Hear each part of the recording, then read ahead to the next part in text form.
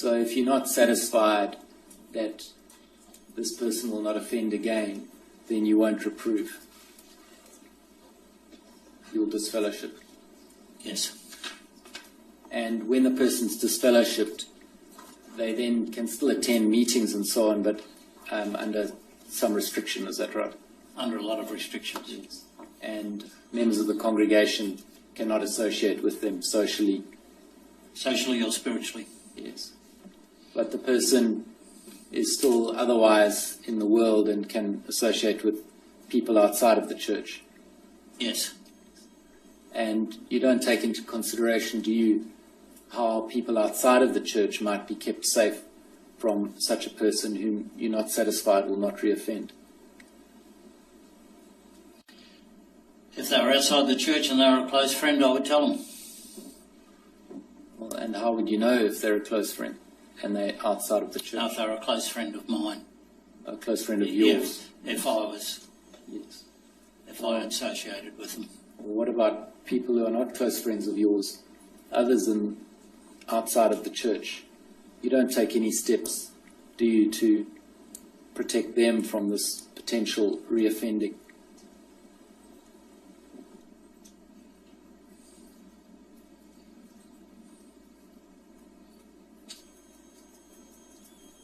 You don't, do you? You're concerned with the congregation principally, Yeah, aren't you? we're concerned with the congregations. We are shepherds of the congregation. Yes, and you're not a shepherd to those who are not in the congregation. No. And as an organisation, in your experience, you don't seek to protect or take care of children who are outside of the congregation.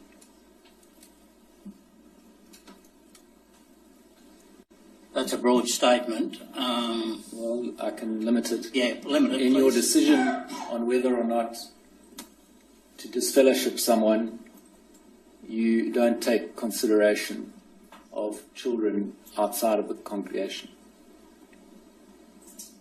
Do take consideration of them, but what ability have we got to protect every child in Australia? Well, what you can do is you can report to the child protection authorities. And that is done in some cases. But generally it's not done, is it? No. It's not done unless there's a legal requirement for it to be done, is there? That is true. What did he just say? It's not done unless there's a legal requirement for it to be done, is there? That is true. Please turn to Matthew chapter 22, verse 36. One of the Pharisees, versed in the law, tests Jesus. Teacher, which is the greatest commandment in the law? Jesus responded with the words in verse 37, just considered at length in the preceding talk. You must love Jehovah your God. But then Jesus goes beyond the original question and quotes a second commandment. Let's read verse 39. The second, like it, is this: you must love your neighbor as yourself. Jesus is saying that the two commandments, love of God and love of neighbor, are linked. Now, how exactly would you define neighbor?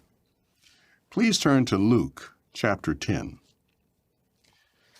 Notice how Jesus answered this very question, who really is my neighbor? Jesus responds clearly with his renowned illustration of the neighborly Samaritan. Luke chapter 10, verses 33 and 34 reads, But a certain Samaritan, traveling the road, came upon him, and at seeing him, he was moved with pity. So he approached him and bandaged his wounds, pouring oil and wine on them. Then he mounted him on his own animal and brought him to an inn and took care of him. Jesus then asks a penetrating question in verse 36. Who of these three seems to you to have made himself neighbor? His words recorded in verse 37 are also directed to you and to me.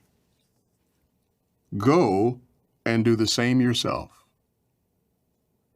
Yes, our neighbors include not only our family members and our Christian brothers and sisters, but all whom we encounter from day to day.